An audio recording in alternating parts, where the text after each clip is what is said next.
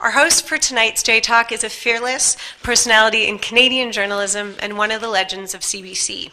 Anna Maria Tremonti has been on the ground in more than 30 countries.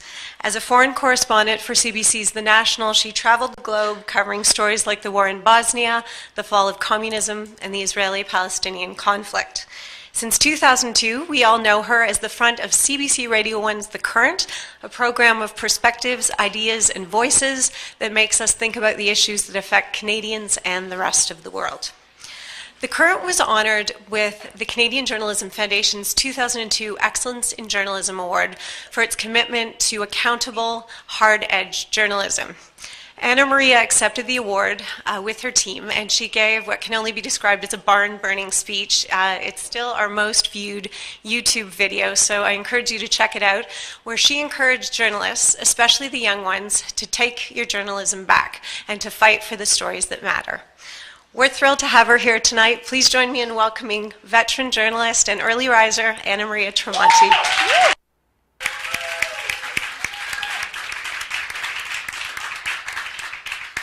Thank you for coming out on such an awfully cold night. I don't know what that's about, but anyway, it's great to have everyone here and to have this discussion with Suroosh. Now, let's go back 7 years. The fall of 2007, Toronto International Film Festival highlights a new documentary called Heavy Metal in Baghdad. It's compelling, candid, very human, a look at what it's like to live in post-Saddam Iraq through the eyes of members of Baghdad's only heavy metal band. Now, somewhat surprisingly, the doc comes from Vice magazine, associated originally primarily with hipsters, outrageous satire, punk rock attitudes, lots of potty humor, and belligerence to spare. And there he was, Suroosh Alvi, one of the founders of Vice magazine, now Vice Media, unveiling a new and inevitably blossoming side of what is now nothing short of a media empire. Suroosh has been at the helm of every step of the way over the last 20 years of all things Vice. He has moved from, all of Vice has moved from a satirical screed to serious and still belligerent, sometimes questionable, also competitive and even groundbreaking journalism. Suroosh Alvi has traveled to and reported from Iraq, the Democratic Republic of Congo, Pakistan, Afghanistan, the Gaza Strip. I could continue, there's more. In an era where journalists are being laid off by the hundreds, where newspapers and media organizations are shrinking, where infotainment and puff pieces and drivel can dominate because it's what the public wants, where the media bosses shrug and say the business model doesn't work anymore, Suroosh Alvi and his partners created a new business model. And the more successful it has become, the more journalistic it strives to be. Talk about countercurrent. Suroosh Alvi, we have so many questions. Welcome to Toronto.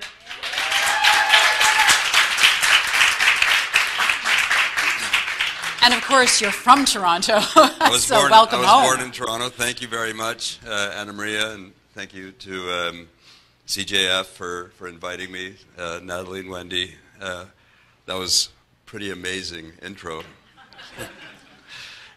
Covered a lot of ground. Well, let's look at some of this. Let's unpack some of this, because heavy metal in Baghdad is often cited as a key moment in the transformation of Vice. Did it feel like that when you were shooting the documentary? Like, what were you thinking? You showed up in Baghdad. It was, at the time when it was happening, you know what things were like in Iraq at that time. It was the summer of 2007, the height of the insurgency. It was a terrifying place to be. There weren't very many journalists there at the time. And for us, it was essentially the first time we had been in an environment like that, a conflict zone. I had only done a little bit of filming in Pakistan before that.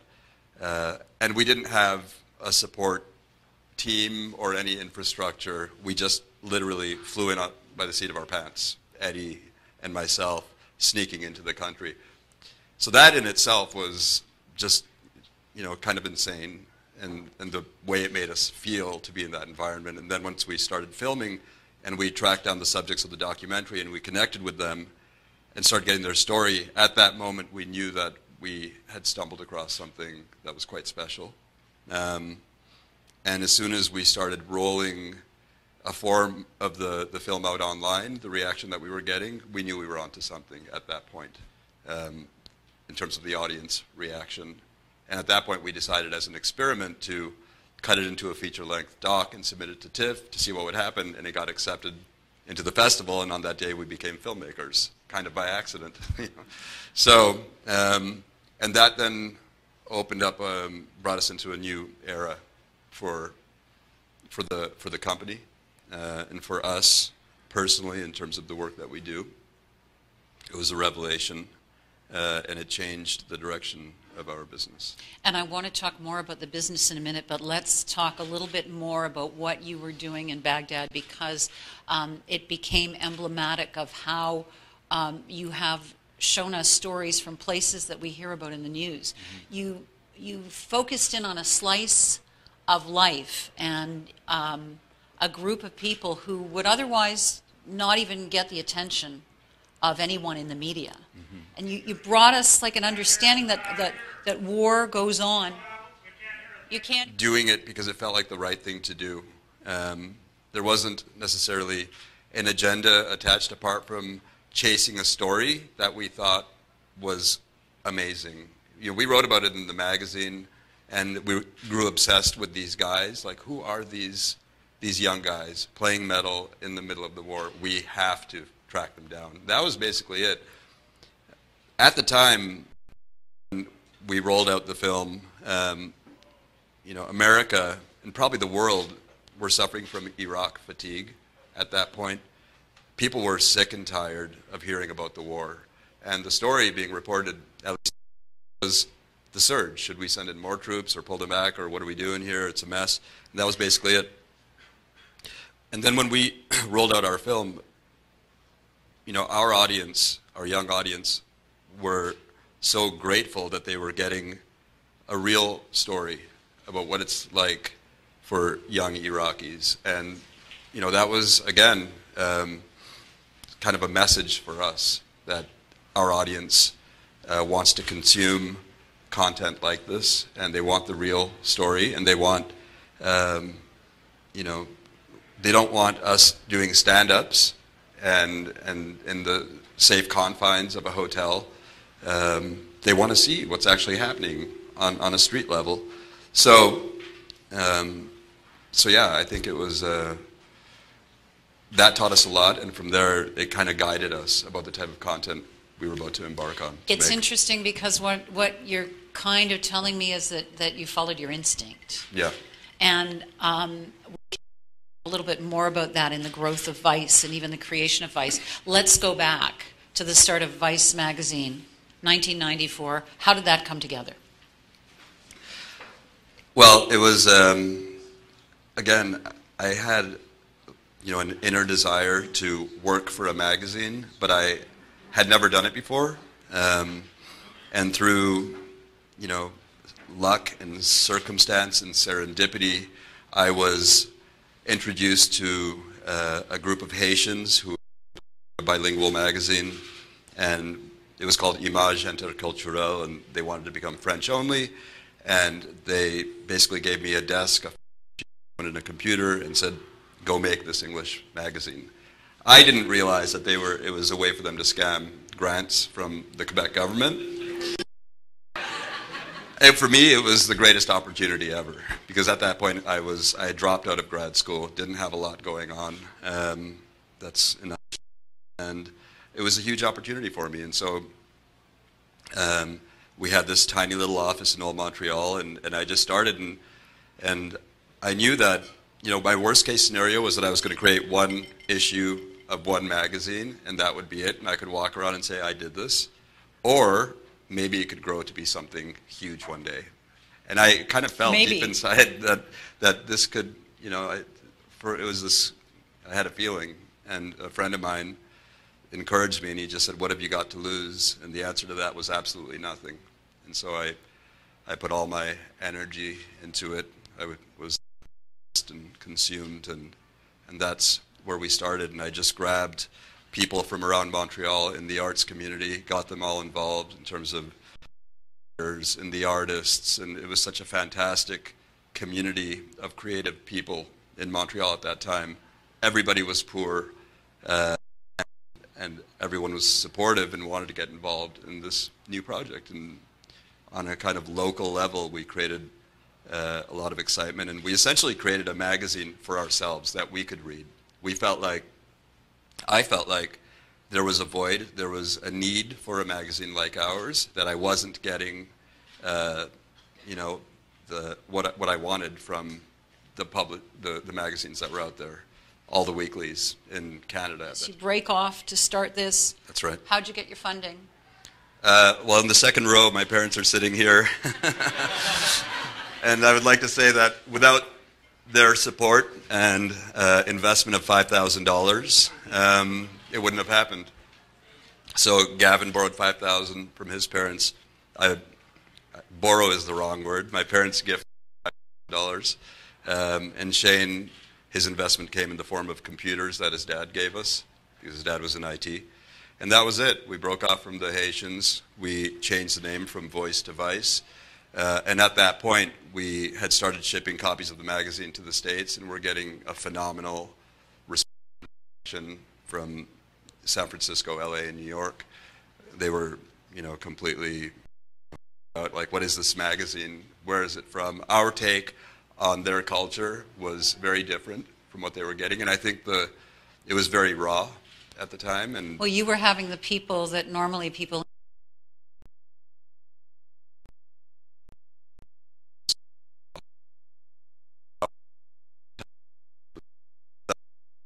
And poorly written, and we didn't even have an English spell checking. We had these French computers at the time, and so it was riddled with typos, but it still connected with people, and that was the important thing. So let's just do the calculation here. So you guys all borrowed a little bit of money from your parents. Your parents, $5,000 from the other one, and then probably $5,000 worth of computers from $15,000 investment. What's Vice Media worth today?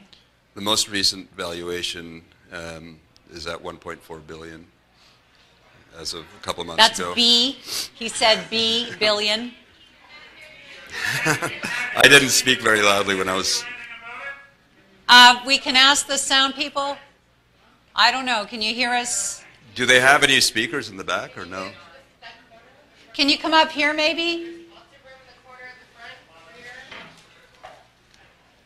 Are there seats over here? I don't know. Well, we'll keep talking, but if a few of you want to come up here, there is some room. Can you hear that? No? Okay. I don't know what to do here. Well, what was the original mission of Vice magazine? I think, the original mission was to fill a void on a very simple level. It was to create the most authentic content we possibly could. And that was, the search for authenticity and the quest to do that was what drove us.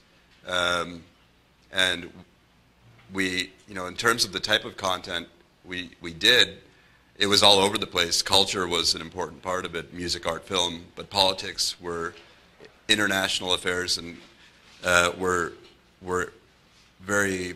I would say we were really interested in going there, but we didn't have the resources at the time. And I think, as Canadians living in America now, our perspective is a bit broader than the Americans. And I think that has connected and resonated with a lot of our, American audience as well. You went to MTV at one point and gave them a pitch. Tell us what you said.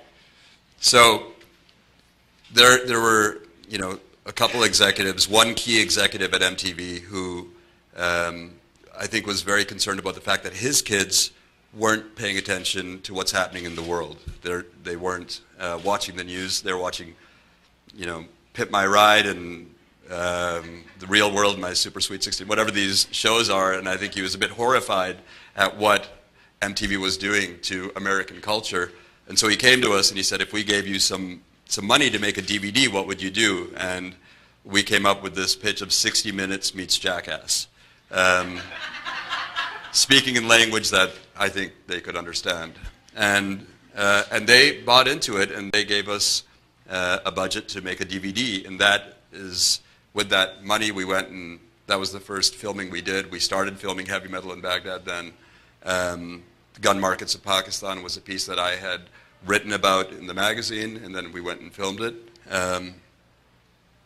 And again, that was the big moment. That was the revelation for us once it came out, that even though it was raw, kind of like the magazine was, it was rough around the edges, but it was connecting with people. And from there came VBS, which was our online television network.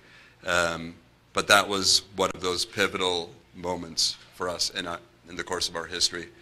You on your web channel, before you merged it into Vice.com, you had a tagline, rescuing you from television's death-like grip. What was television doing wrong that you wanted to do differently? What was it that you were watching that you said, no way, we won't do that? I think it was, this kind of standard operating procedure that exists with this old guard in media. And I see it whenever I'm traveling and reporting, and not to take shots at these kind of old school journalists who've been out there risking their lives to tell these stories, but I've seen it so often where they don't leave the hotel. These journalists who go or report in the networks, and they operate from within the confines of the hotel. They do stand-ups from on the outside of the hotel, but don't actually go out. They're just sending their local stringers out to get the story. And by doing that, you're separating yourself and creating distance from the story and the subjects. And for us, I mean, that's why our audience was connecting with what we were doing. They were loving the fact that they were getting to see what was really happening in Baghdad at the time. And so on that level, we were rescuing people from boringness, if that makes any sense. And you have continued to do this Baghdad-Gaza strip, getting into Gaza, looking around, talking to people on all sides, looking at crime and punishment, I think you called it, in Gaza, because it's a tough place to live. One of your correspondents right on the front lines of a divided town on the edge of Syria. What is the reaction from your audiences? What are you learning? What are they telling you? That they want more. They want a lot more of the type of content we're making.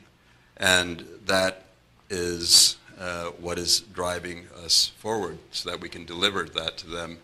I think that we have this incredible opportunity right now. And I feel like this is a global issue, that there is, that the youth are somewhat disenfranchised by what they're getting. And with our HBO show, it was kind of proof that people are ready to get their news from people like us. And that was kind of a big deal for us, I think, because it legitimized us in the eyes of a lot of the kind of like old school traditional and the people with money, and so that was good. And that's why we're launching the Vice News vertical imminently in the coming weeks. And it's just going to be a lot more content of the type that we already do, but we do a lot of long form content. We're going to be doing short form content and covering breaking news as well. It's not going to be a 24-hour news channel yet, but we're going to be getting a lot more, young people. It's like news for a young audience by a young audience. So I'm kind of like older than that.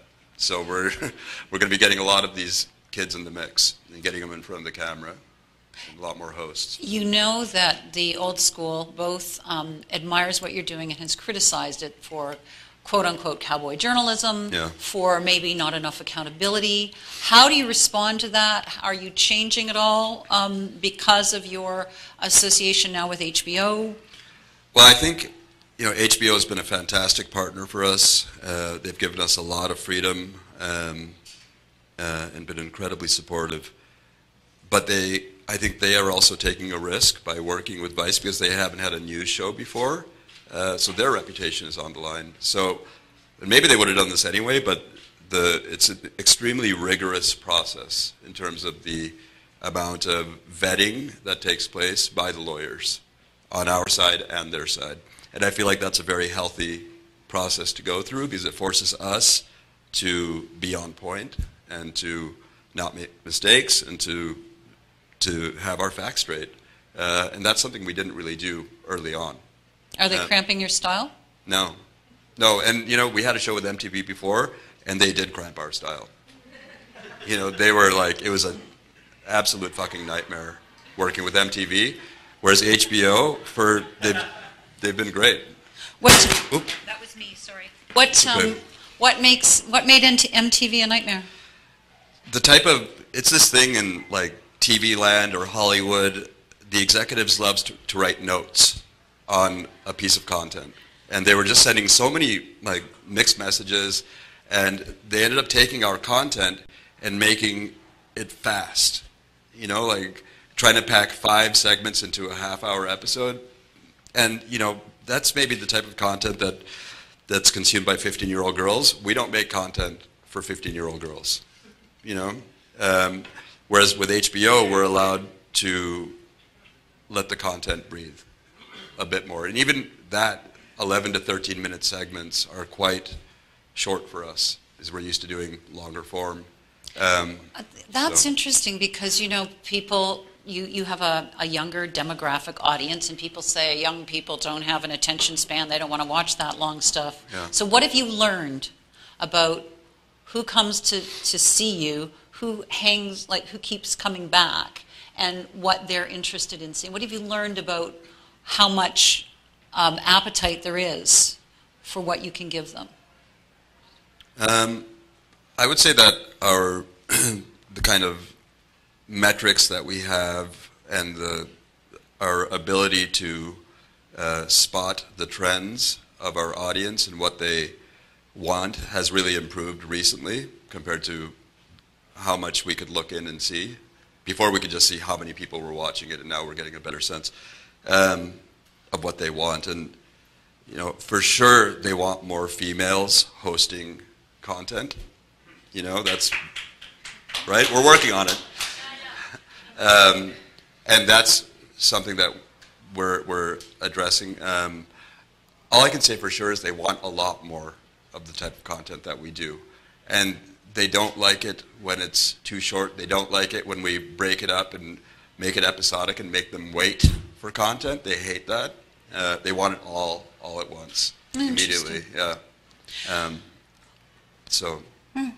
I want to ask you about Dennis Rodman and North Korea.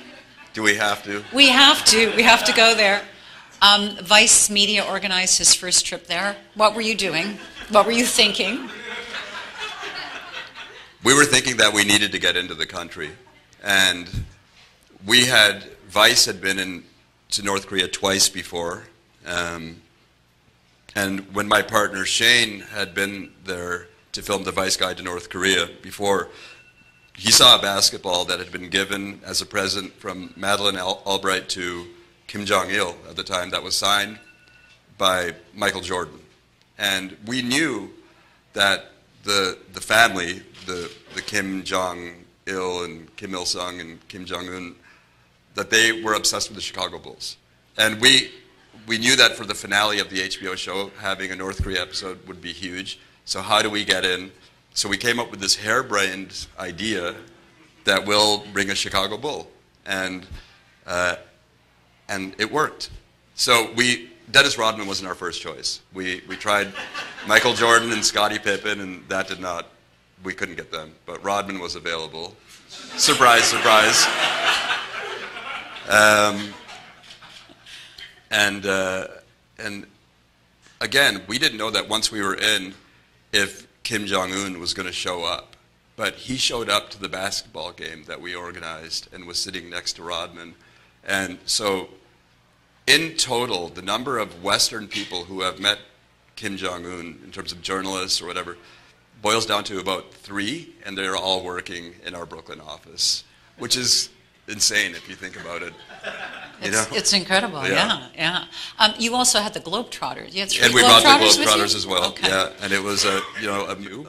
But if there was a situation that called for some kind of insane idea like that, we would consider it, I guess. But that's not what we do.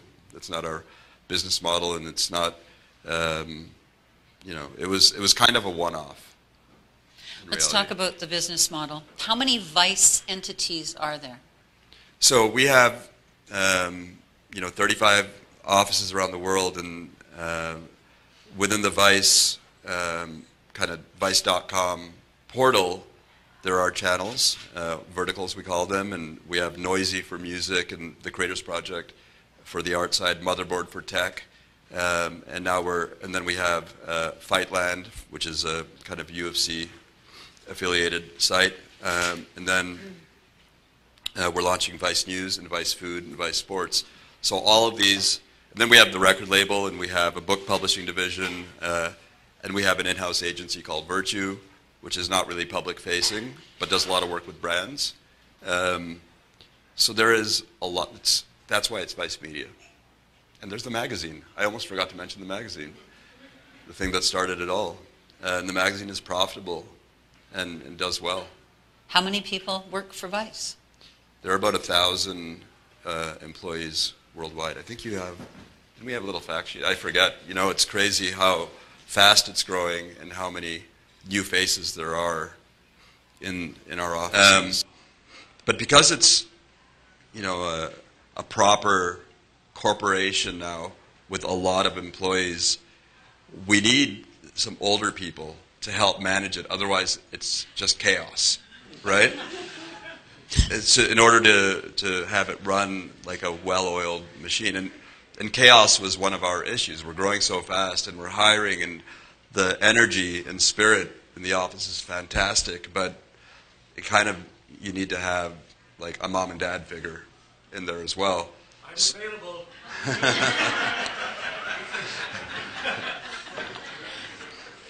We should talk afterwards. Okay. I'm just wondering, because if you look at your own trajectory, you didn't study journalism. You had a dream, but you weren't quite sure how you were going to get there. You tried to get hired, I think, before you started your own magazine.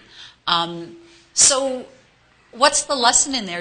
Are you looking for people like you were back in the day? Or are you looking for something else? I mean, there's so much going on at Vice right now, so many divisions and entities and type of projects that we need to hire for, producers and cameramen and camerawomen and writers and brand strategy people. It really depends.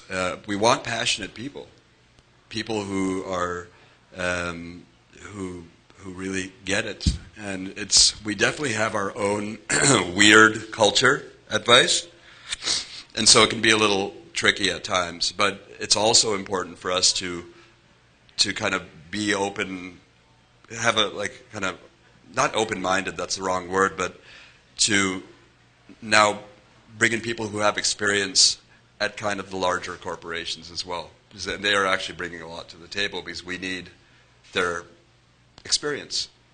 And in order for us to deliver a show to HBO, we couldn't have done it without people who had real TV experience, who had worked at real places before. Left our own devices, we wouldn't have been able to pull it off.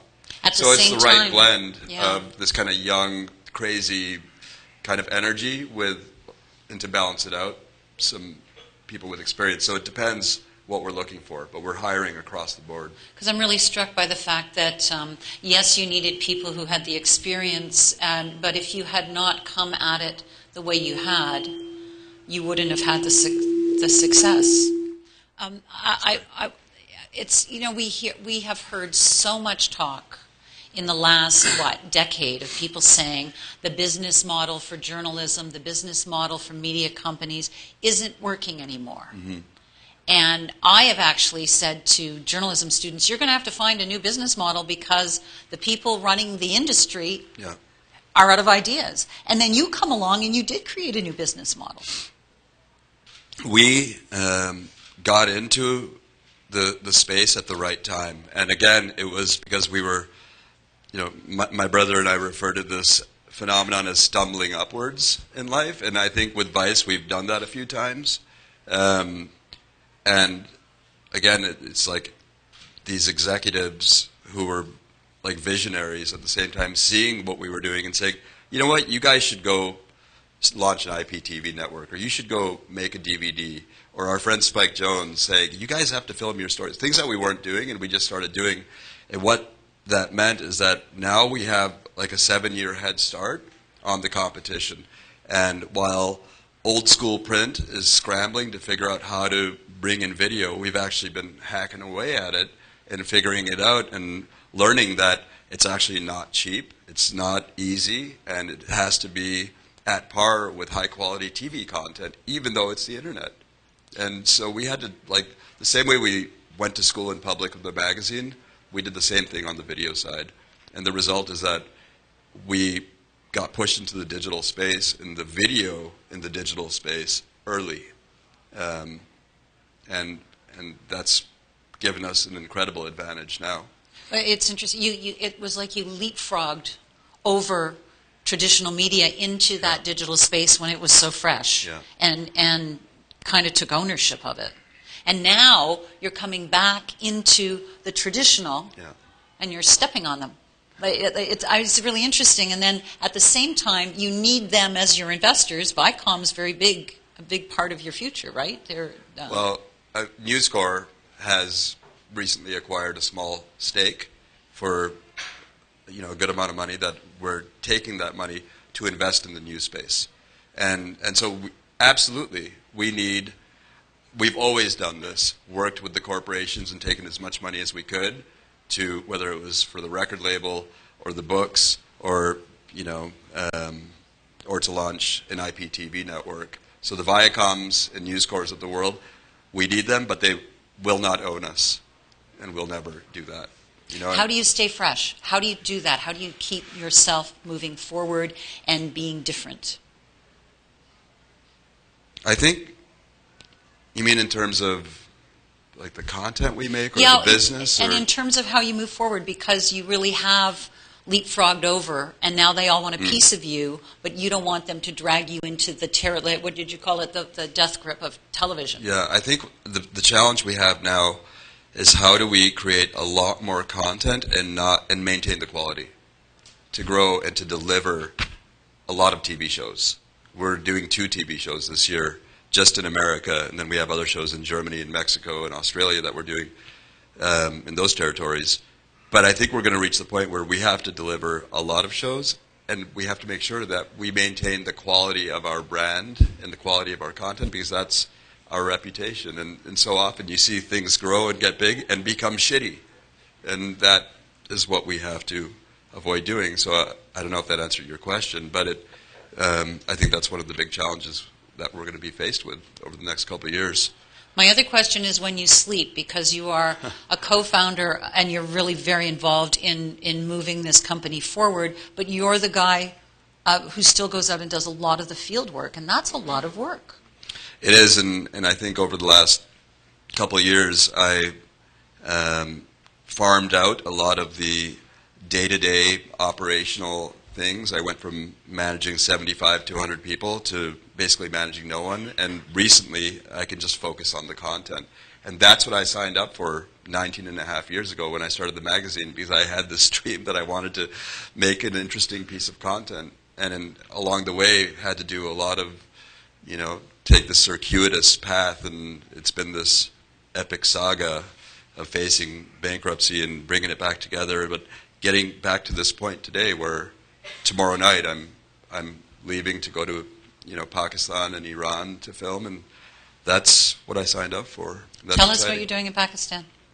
So tomorrow night I'm flying, and we're embedding with the Pakistani army for 5 days in South Waziristan to get kind of a play-by-play on their battle with the Taliban. And then from there we fly to Iran, where we're doing a war on drugs story, talking about their war on drugs and also the kind of impact of the American war in Afghanistan and how that affected the poppy production, and the result is that Iran became a huge victim because of the American war, and they now have close to 4 million heroin addicts in Iran, which is crazy.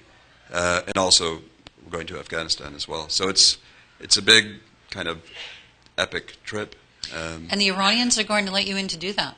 So what's interesting is that the whole reason we went to Baghdad in 2007 was because we didn't get into Iran.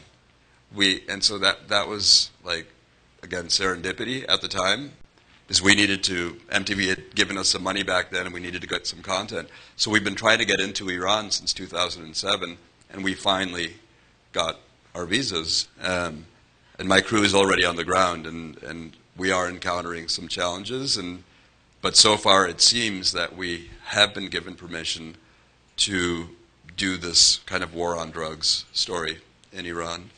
We're also doing a food story for our Food Network, and also a story about sex changes in Iran. So we're like throwing softballs first, and becoming friends with our government minders, and then we'll do this. And they'll be with you 24/7. Yeah. Yeah, apparently, and then we're saving this other story for last when I get there. Mm-hmm. And when you come back, are you going to be making like a full-length documentary, or are you looking for shorter things? This is the HBO series you're doing? That's a good question. I think some of this content will be for the HBO show for the end of season 2, which is just starting to air now.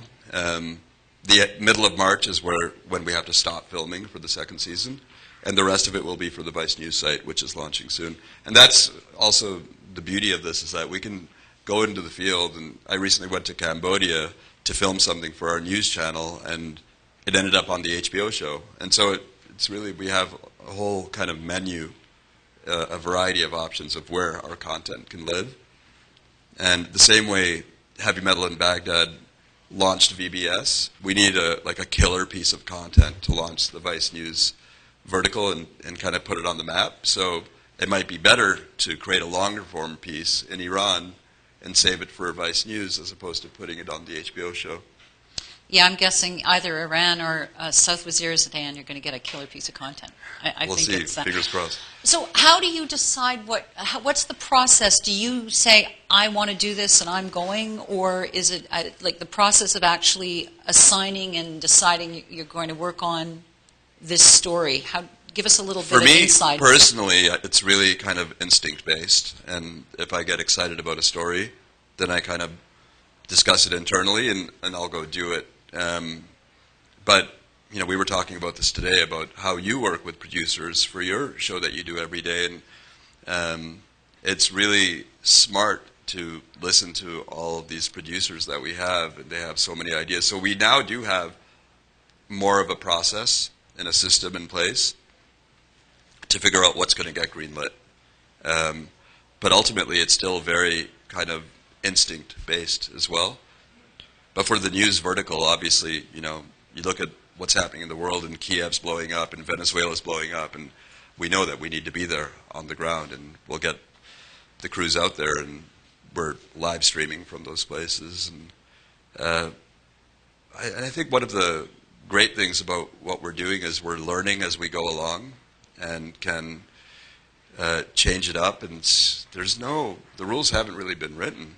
It's kind of like the Wild West, and if something doesn't work, it's okay. We just won't do it again. Whereas I think with a lot of the big networks, things are just written in stone, and this is how it's going to be. I could be wrong about that, but I kind of have a feeling. Well, I think you're right. I think that people get entrenched, and so you're trying to stay not getting into any ruts or entrenched. At the same time, that you're not going to do 24/7 news, but you're going to you're going to have a consistency, right, with the news channel. Yeah. So how many people are going to be out there gathering? I don't have an exact number, but we are hiring a lot right now in terms of producers, and not just in our U.S. office, but in our international offices. So again, to be a big, proper news channel, we need a lot of content. So we're kind of easing into it, and we'll see. You know, I don't know how many.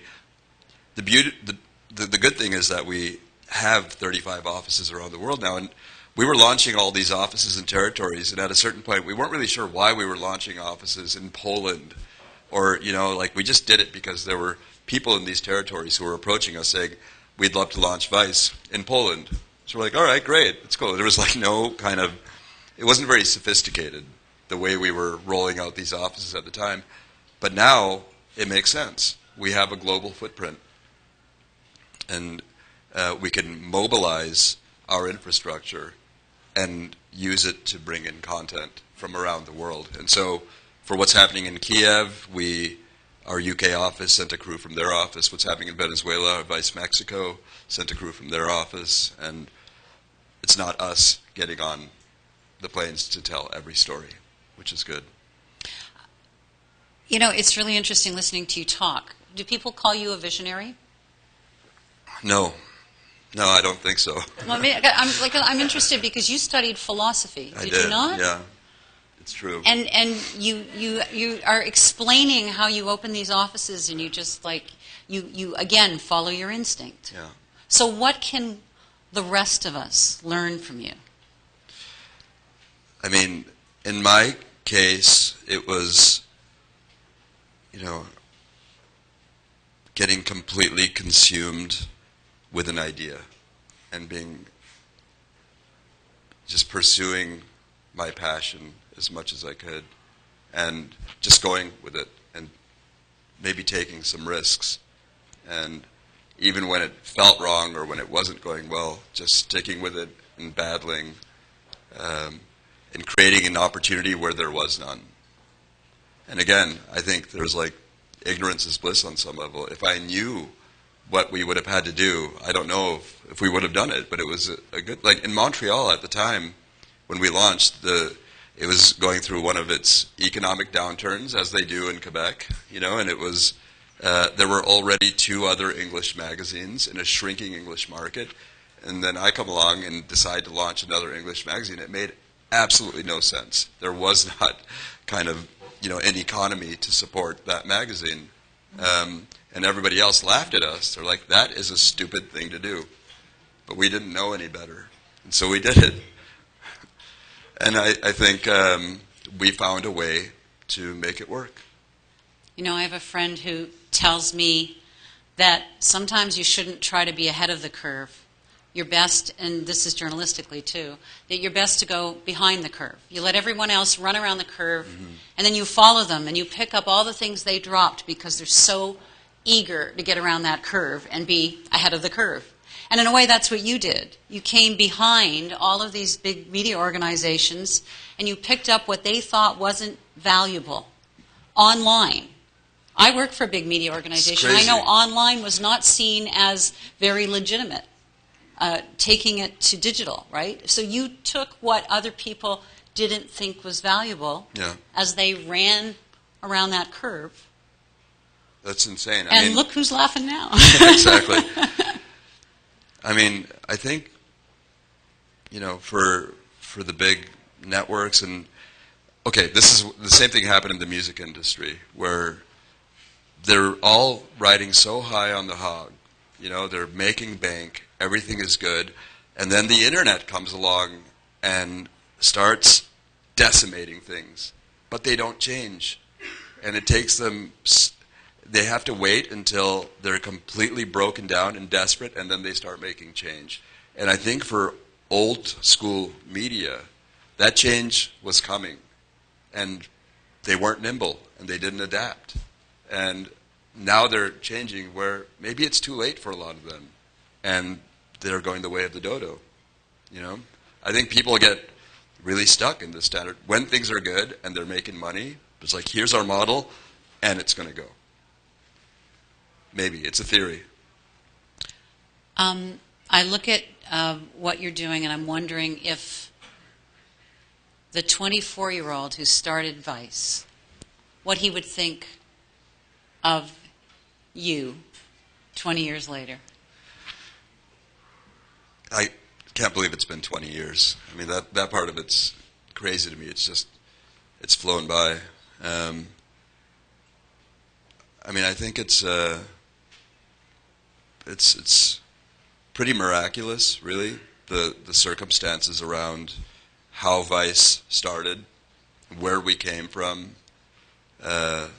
our lack of experience, our lack of everything, and just based on pure ambition and maybe aggressive behavior, and how that led to where we are now and today, and getting the right people involved along the way and partnering up with the right people who, what we were doing resonated with people around the world. And so there was a guy in the UK who loved what we did, and he became our partner and rolled out all these European territories for us, and now he's the president of Vice Media worldwide, but he was a crazy person living in the UK. And there were these other crazy people around the world as well who came to us. And so I think we have our own kind of, and it's a bit of a cult on some level. Not a cult, but it was connecting with a certain kind of person. And I think, I'm thinking about the day where I was walking down the street on Boulevard Saint Laurent, and my friend said to me, "What have you got to lose? Maybe it'll be huge." And that's like once in a lifetime type things that I realize how rare it is and how fortunate we are, and I'm very grateful for that. Where do you think the next wave will come 20 years from now? I don't know. I remember a few years ago, maybe 10 or 12 years ago, we used to say, somebody's going to come along and start a magazine that's going to be way better than Vice, and that's going to be our death knell. Like, it'll be over. And that never happened because of the internet. It's so hard to start a magazine and to make it profitable and make it work.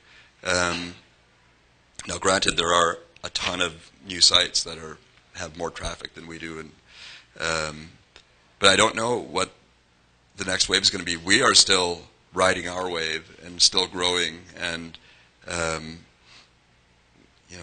we still have more of the mountain to climb still. But we are unique. Vice is unique out there, and like I mentioned to you earlier today, we have finally become a true alternative.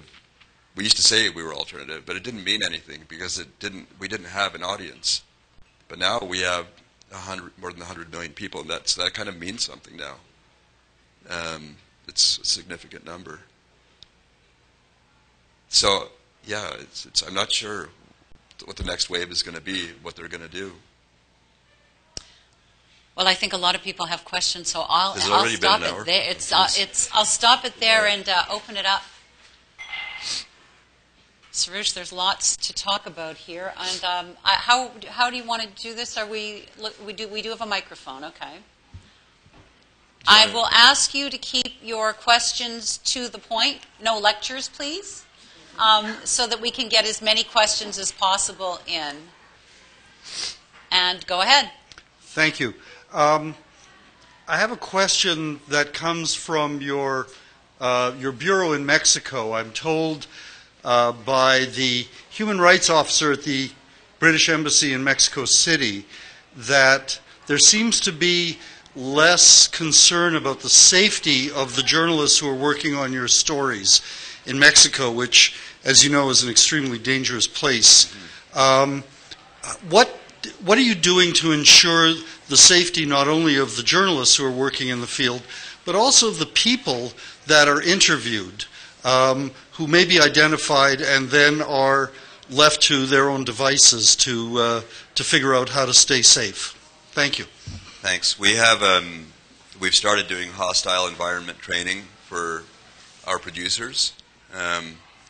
We did the first round of it last year, where 20 of us went and did, first aid training and that kind of thing, and that's very important as we move forward to make sure that, because before it was just a handful of us who are out there taking the risks and going to these conflict zones or places where you've reported from for a chunk of your career, and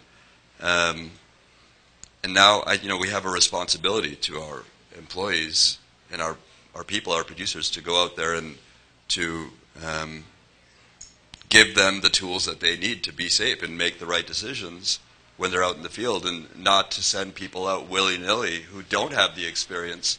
I mean, that's a really bad idea. So we are very, very conscious of that, and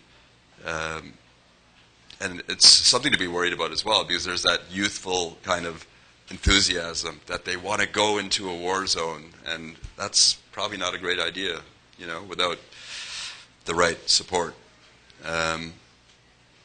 What was the second part of the question? Just about the people who are interviewed. All right, so we've always tried to make an effort to protect our interviewees as much as possible where it makes sense, and to hide their identities if we needed to.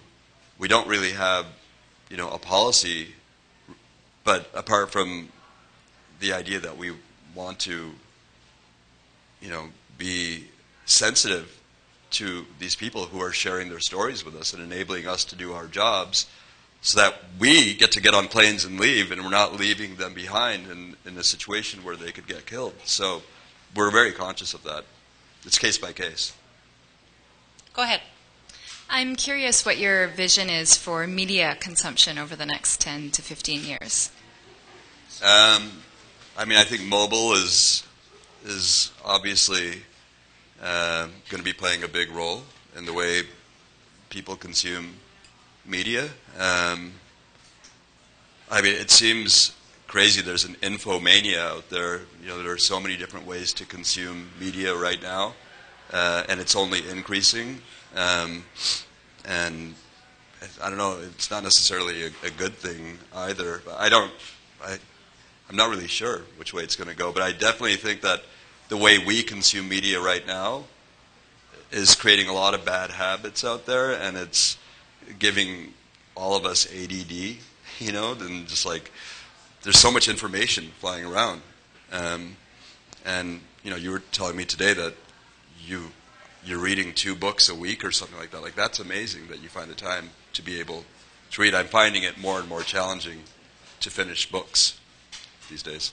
So we should probably go to the next question. Go ahead. Good evening. My name is Samira. I'm a journalism student. And prior to coming here, I was talking with a friend of mine and saying how you lack any female broadcasters, as far as I can see. And I was happy that you mentioned it. What do you think the reason is for it? Well, we do have probably 4 female hosts right now. There's one Iranian, Galare, who's going to be with me in Iran, and then we have Charlotte from the UK. We have a Pakistani female host, Fazila. So we have 4 right now who are like actively in the field and reporting. I think the reason was that we were doing all the hosting out of our New York office, and it was just a handful of us when we started, my partners and I, and that was it. And we have tried. I think, it has to be the right kind of vibe, the right fit. Sure. And finding the right fit, and we're talking about like who do we hire? That's a challenge for us, getting the right fit. So somebody that kind of, represents Vice properly at the same time. But we want nothing more than to have a lot more hosts and a lot more female hosts as well. So we'll talk afterwards. I can tell you their names so you can go watch their stuff. They're on your trailer. Right, they're on the trailer. Yeah, the trailer thank you. for the new program. They're all there.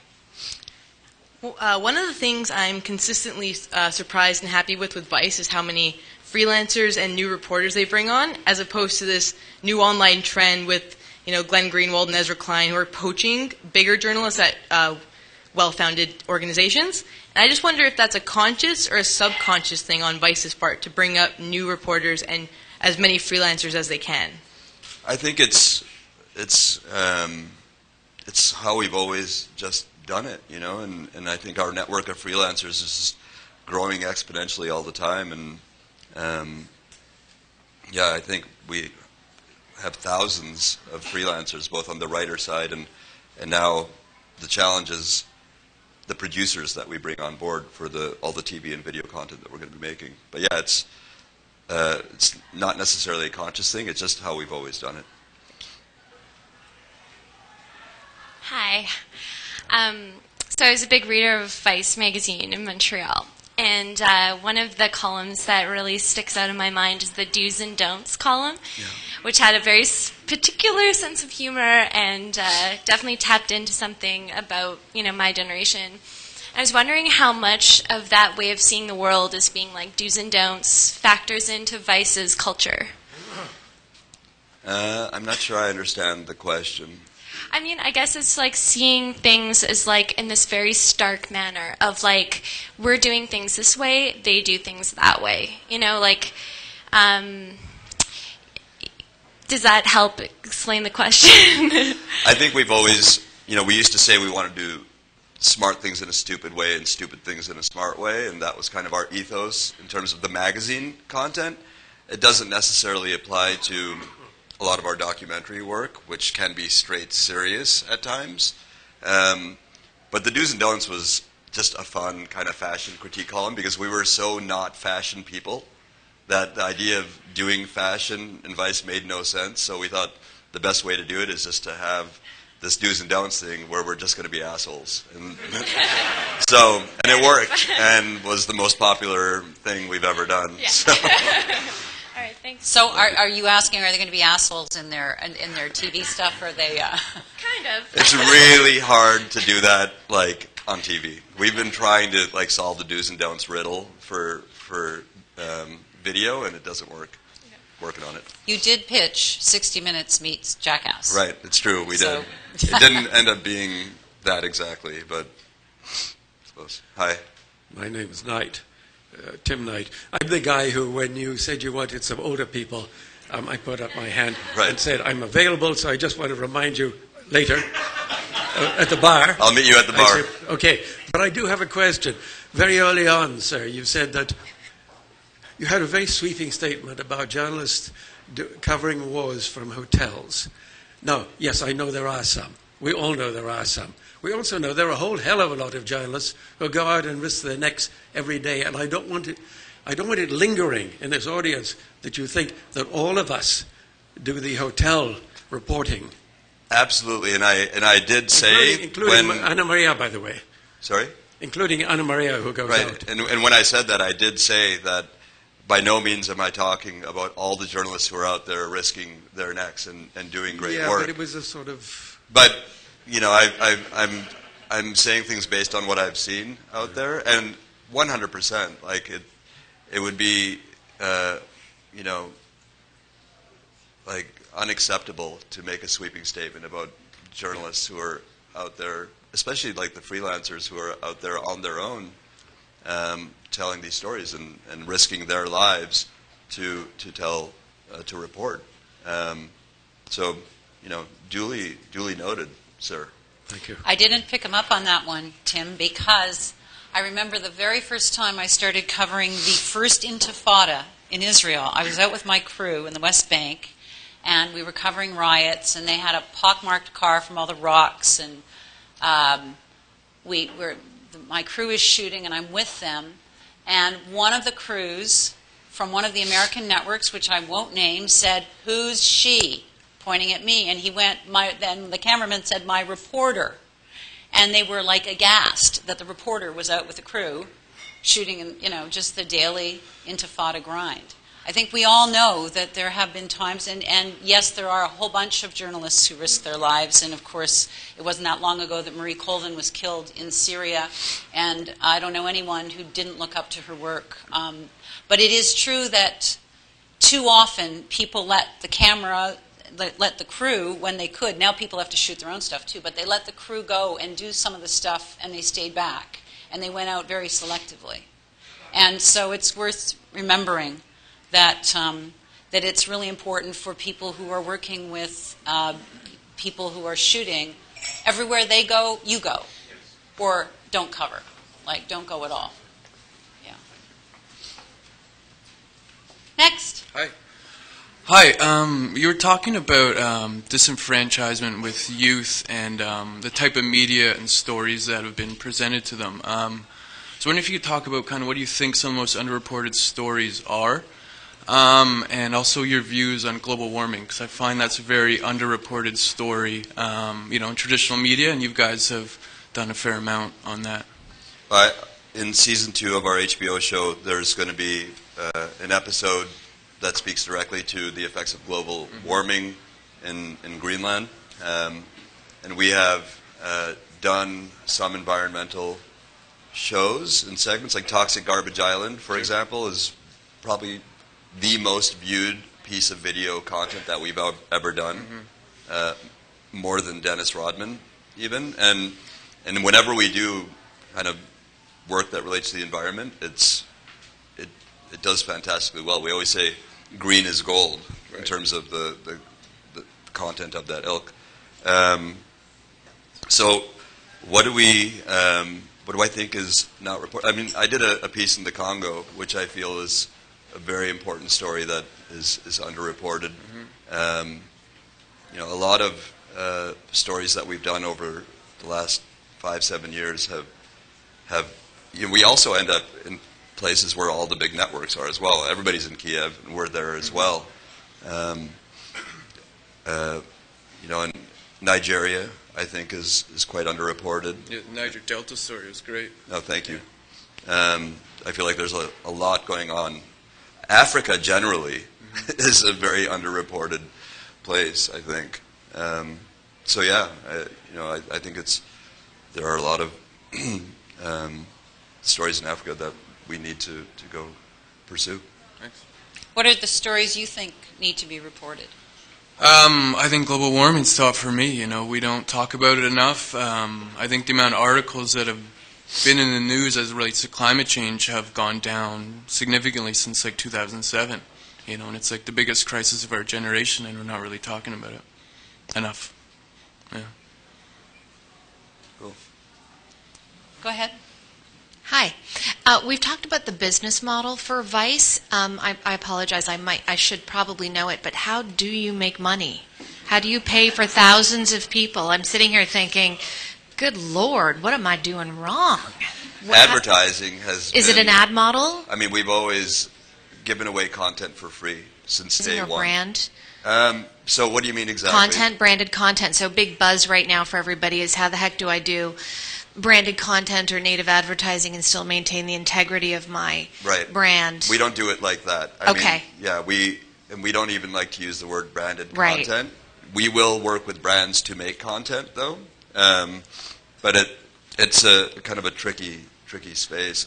We believe that if we are really transparent about working with advertisers and let people know, then it's okay. So it's primarily ads, sponsorships, and that's sustainable for you, you think, going forward? Yeah. No, I mean, there have been, it is sustainable, but there's a lot going on at Vice, and so we do have other revenue streams as well. We have had investment as well. And then doing a show with HBO, for example, brings its own healthy, separate budget. So I think it's hard to make it work. A video-based site and run it on advertising is very challenging. And so you need to have crazy deals with brands as well to help finance that. But we believe in news so much that we're willing to let it be a loss leader on some level, because it defines our brand on some level. Thank you. Thanks. Can you give us an example of how you would use content with a brand? So, I mean, the big example is the Creators Project, which was an initiative we did with Intel. And they, basically they came to us because they wanted to emotionalize their brand on some level. They don't have a brand. The brand doesn't have any meaning. They just have that bum, bum, bum, bum thing that they do, right? And so we said to them, let us make content about that focuses on the arts community, whether it's designers, musicians, producers, and we'll make 100 documentaries, and we'll choose these people, and then we'll put it all online, and then we'll throw events around the world where these people will be involved. And that was like a very big ticket item for us, and it worked because, and our audience knew that Intel was financing it, but they were okay with that because the content stood on its own and it was still compelling and interesting. So that's like a big example of working with a brand and going deep, and it worked. Intel did all, they're very research-driven, and all the feedback that they got from their studies was that people like Intel more because of the Creators Project. So that was good. And that was extremely non-traditional advertising. But it allows us to get on the planes and go to Gaza Strip and tell that story. That certainly doesn't make any money on its own, right? How long will you be able to continue to do that to make sure that you don't worry about the money coming back in for your journalism projects? I think now, because of the recent investment and strategy that we have for the Vice News vertical, we have a good 3 to 5 year plan. And, the ultimate goal is to, I don't know where she went, but is to make that model work on its own. That would be the big win, where it's like Mutual of Omaha, or like brought to you, like 1950s style, brought to you by Gillette, just underwriting the whole news play. That would be great. So, go ahead. Hi. Hi. My question for you is, by your own admission in the early years, kind of having to use lower common denominator pitches to break down certain doors, like, for example... Oh, can you put the mic... sorry. Yeah, just move the mic up to you. Yeah. Okay. How's that? That's good. Better. That's great. Yeah, that sounds better. So by your own admission, in your earlier years, having used lower common denominator pitches to break down certain doors, and thank you for that, by the way, I guess by example what you said with MTV, with emerging media trends that we can't necessarily foresee, and also changing newer voices and forms of media, can you imagine a scenario for yourself where just purely by competition with people catching up to you, where you actually might have to go back and sadly, unfortunately, maybe make a few more compromises or lower common denominator pitches? Like, I'm not suggesting, I have no idea what that question is. I'm sorry. Do you know what the question is? What I mean is, if we start with, the kind of Wild Wild West scenario we have online, newer forms of news, newer voices and whatnot, but kind of shorter attention spans, can you imagine, a horrible personal dystopian kind of future for yourself where all of a sudden, after having made it this far, competitively online and with other medias, you have to have pitches like a film documentary of former political leaders having a hot dog eating contest or something? I hope not. Yeah, neither do I. I really hope that we can get to the point where we can stop working with brands one day and we can just make original content. Awesome. That would be the big win. Awesome. Stop working with brands completely. We're still going to be advertising based, the magazine and a lot of our other initiatives, but we have had to make a lot of compromises along the way to take certain steps forward, but I think. And here's hoping that's. Sorry? Here's hoping that's no more. All right. Cool. Thank you. Thank you. Go ahead. Hi. I'd like to ask a bit about the McAfee incident that happened in 2012, and just sort of what Vice learned from that. I guess I'll explain to the audience, unless Anna Maria, you're familiar with the John McAfee story. Go ahead.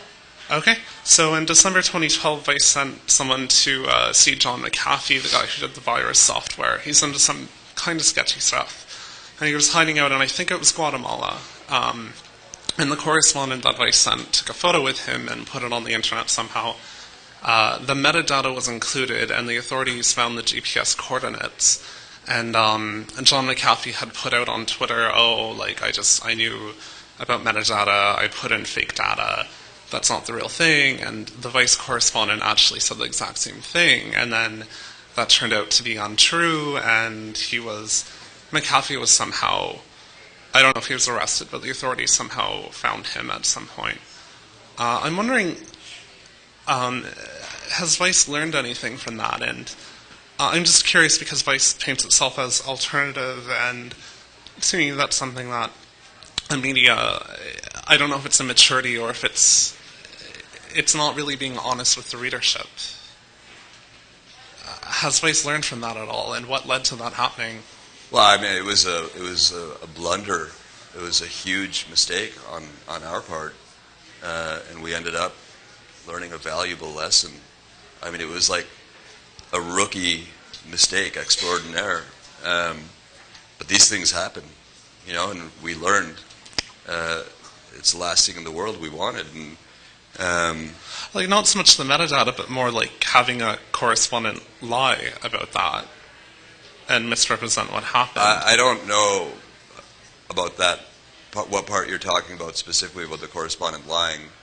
But in terms of we can talk about that afterwards if you want to get into it more deeply. But in terms of that incident happening, that was like, we ended up with egg on our face and the laughingstock of media, and everybody was so happy to jump on us and throw some punches our way because it was after we've been growing and getting so much positive press and we've been in the media so much, and finally we gave an opportunity for everyone to say, haha, look at Vice, they're a bunch of idiots, and isn't that great? So it happened. And it sucked at the time. Yeah. Does Vice have like an ombudsman or anything? Sorry? Does Vice have an ombudsman? I'm just curious about Have how a it's... what? I'm sorry. An ombudsman. An ombudsman. Or a public editor. I'm just curious as to how they structure that vis-a-vis how, more traditional legacy media are looking after that. I don't know what that means. I remember in college there was an ombudsman. Yeah. Well, right? CBC has an ombudsman. Right. Our first So what question do they came do? from the former CBC ombudsman. He Really? can tell you. Yeah. It's if you have a complaint with the organization or their coverage, you actually go to the individual department that you have the complaint with, and if you're not satisfied, then you take your complaint to the ombudsman, who then adjudicates and pronounces. Or it's like there's a press council for newspapers. Some newspapers belong, not all do. It's that kind of thing. That's interesting. Yeah, I was just curious. Okay, thank you. So no, we don't have one. But I take it that you wish we did, so that you can file a complaint, which is totally No, fine. I don't have a personal complaint, but Okay. I'm curious as to you're presenting a new media model, and I'm just curious as to how does dealing with inaccuracies or misdeeds of journalism, how do you deal with that as an organization? I think transparency is the best way when those things happen, and don't try and hide from it, and get ahead of it, put it out there. So did you do a postmortem? Yeah, absolutely. The person who made the mistake did not get fired, but they got kind of put on ice for a while. Had to spend some time in the doghouse. But yeah, I mean, we did a postmortem, and how did this happen? Why did it happen? The person was working too long. They were too tired. They fucked up. These things happen sometimes. Okay. Thank you. Anyway, thanks. Anybody else? Hi. Hi. So part of the red tape that comes with sending people to hostile zones is, first of all, you have to deal with the training, potentially, if you have insurance, and obviously there could be lawyering and so on. So without naming any specifics, I recently heard of a situation with a freelancer, not with your agency. She's done stuff for a variety of networks, had her jaw broken in Israel. Didn't have insurance there, and had been away for so long that back home they weren't willing to cover her medical fees either. So, I mean, you've talked about hostile training, for sure. How do you deal with potentially freelancers working for you, or even your employees when they might sustain injuries in these dangerous places that you're sending them to? I mean, we have we have insurance, obviously. Yeah. for whatever happens, you know, God forbid, kidnapping. We have the KNR, kidnap and ransom insurance, and then we have like the traveling health insurance in case they have injuries when they're abroad. And the best we can do is, you know, deal with things case by case and just try and take care of them and get them home when something happens. And as a follow-up, have you had any injuries along the way? No, not. Well, we've had some injuries, but nothing that, you know, one hospital visit, getting a cast and like a broken arm, that type of thing. But that's, you know, thank God, been the worst of it so far. But we work with the Committee to Protect Journalists, who I'm sure you're familiar with, and they just said, you know, it's inevitable that something will happen if you go deep into the news space. And so we're trying to be very conscious of that and very vigilant and do everything we can as we move forward and grow into this space. And was there a learning curve, or do you find that working with places like HBO gave you some additional insight into what you were doing? No, the learning curve we did on our own, from our own experience, and HBO has been pretty hands-off. When we started talking to them, they saw our content and said, okay, you guys are basically, you know, your content is ready to, you know, we're not going to give you advice on how to make the content. They only write notes on the actual piece of content and ask questions and that kind of legal vetting process that we talked about, or how to make it better, but they're not kind of coaching. And I don't want to hog the mic, but just one last thing. So does that factor into where you're going to send people next? Like the insurance rates now and all of that jazz? I mean, we're very concerned about who would go into a combat zone, if at all. You know, it's not a question of insurance, though. But you know, we had someone in our UK office that was very young and wanted to go into Syria when things were really bad, and we said, no, you can't go.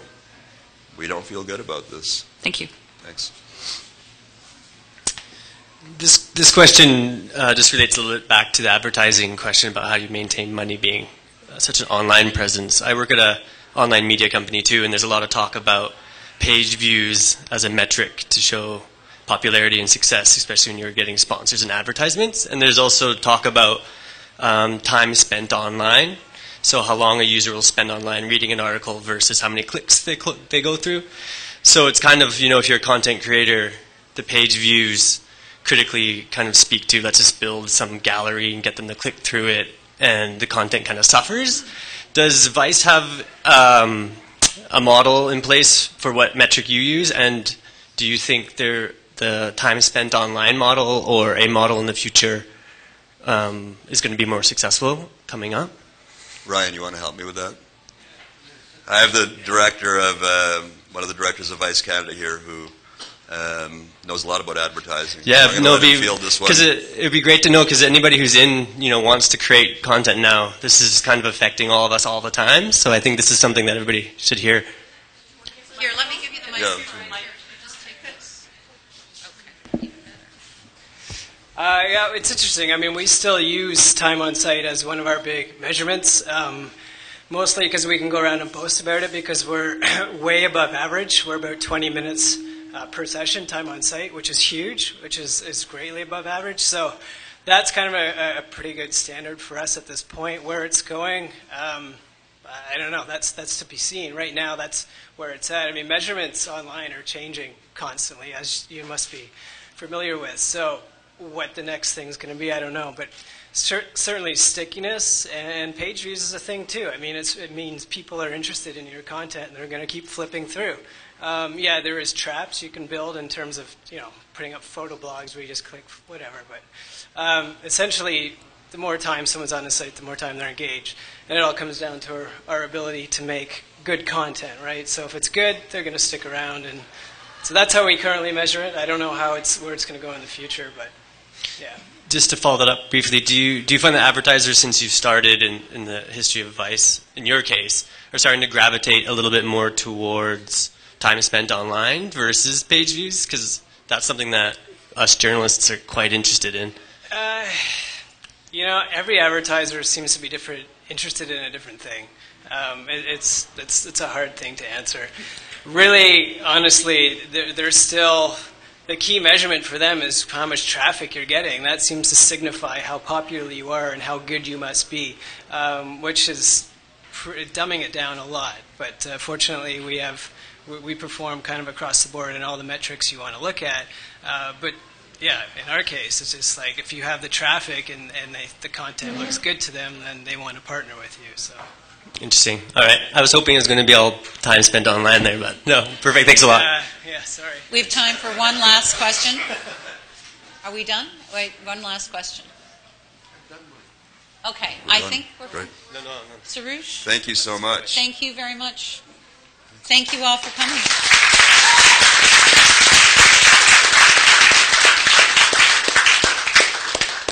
My name is Jeffrey Dvorkin. I'm the co-chair of the programming committee, so you're my idea. So thank you so much for coming here. And I just want to say, in a previous life, I was an ombudsman for National Public Radio. Here's my card. I'd be happy to explain what an ombudsman does. I also have to say that as a teacher of young aspiring journalists, I have 60 or 70 young journalists at the University of Toronto who follow you quite religiously. So they can't pay any money yet, but they're definitely in the demographic that you want. So thank you, Suroosh, so much for coming here and being with us. And thank you to Anna Maria, who is one of the great reporters. I have a story to tell you about that. And I tell my students about a report you did from Sarajevo during the siege. It's just such a powerful piece of journalism, and so delighted that you're still at the CBC informing all of us about what's really important. So thank you both very much, and thank all of you for coming.